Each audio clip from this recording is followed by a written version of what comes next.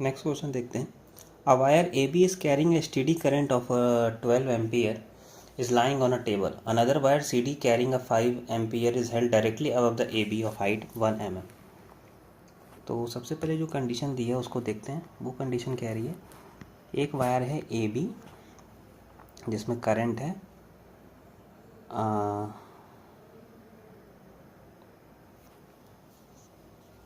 1।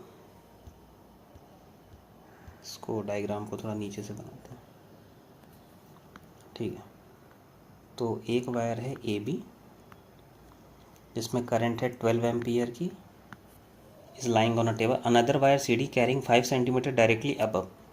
एक और वायर है जो कि जिसमें 5 एम्पियर की करंट है,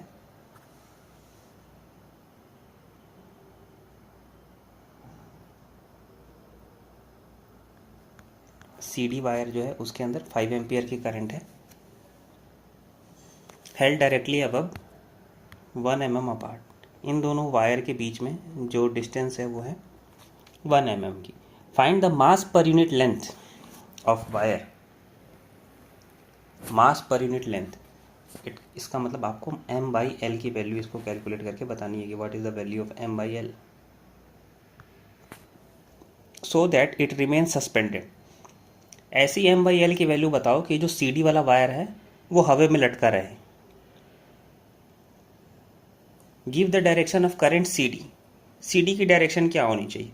देखो, सेम करंट जब फ्लो होती है पैरेलल वायर में तो अट्रैक्टिव होता है।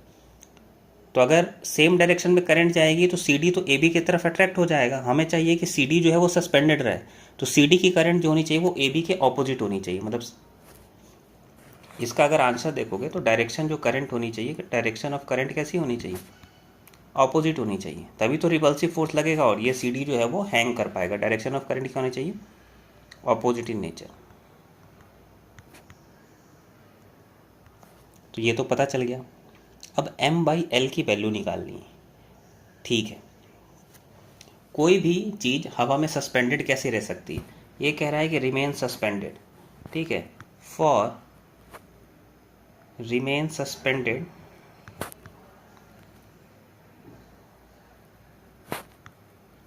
इन इक्विलिब्रियम, जो आपका फोर्स होगा अपवर्ड डायरेक्शन में वो आपके वेट डाउनवर्ड डायरेक्शन के बराबर होना चाहिए। अपवर्ड डायरेक्शन में कौन सा फोर्स लगेगा, force on wire kept in a magnetic field, वो कितना होता है, उसकी वैल्यू होती है मैग्नेटिक फील्ड BIL, और वेट क्या होगा आपका mg। मैग्नेटिक फील्ड कितना होता है दो पैरेलल वायर के बीच में, तो होता है μ0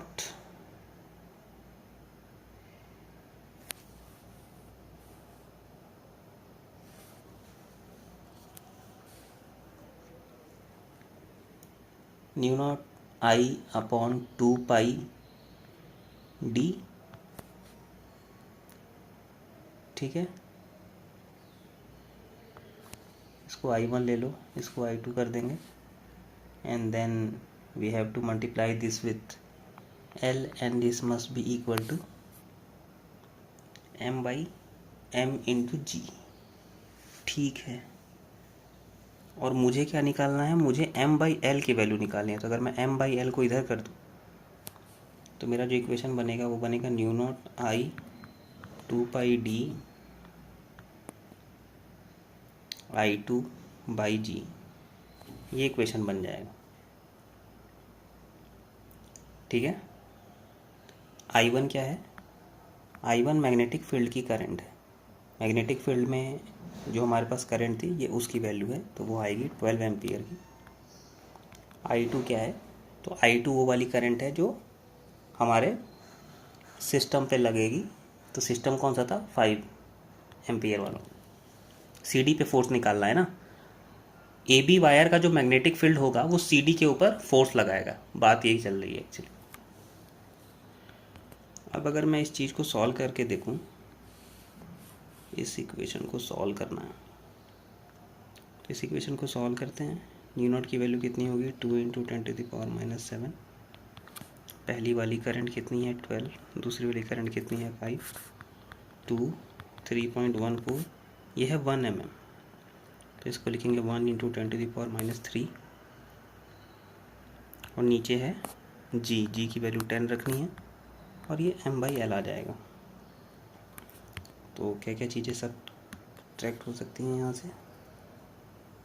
अगर यहाँ से देखें तो 2 से 2 ख़त्म, तो बचा 10⁻⁻⁷,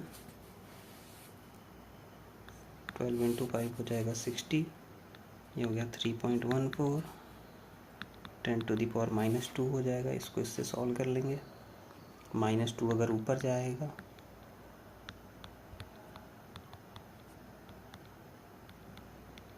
तो ये 10⁻⁻5 हो जाएगा।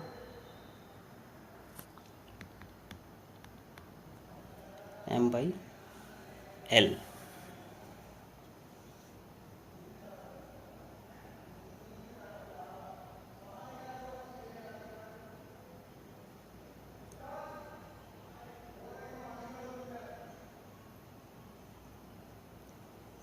तो